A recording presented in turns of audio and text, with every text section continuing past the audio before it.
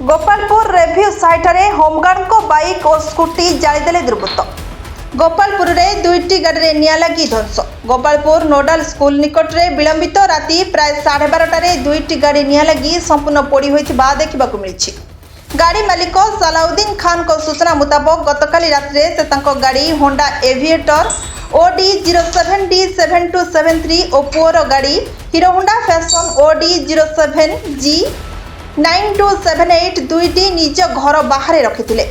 परे राति प्राय 12:30 बेले साईपड़िशा होहला शुणी घर बाहर को आसवा समय दुईटा जाक गाड़ी में अति जोर से निआं लगिथिबा देखि भयरे घर बाहरी पारि नथिले, कारण निआर तेज एते भयंकर थिला। परे स्थानीय लोकों सहयोग रे पानी ढाली निआं को लिभाइबा सेतबेलकु दुईटी जाक गाड़ी संपूर्ण जली जाइथिला।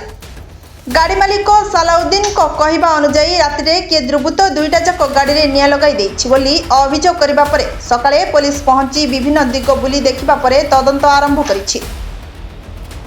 रंगाईलुंडारू के नीलकंठ रेड्डी रिपोर्ट ट्रो 24 न्यूज।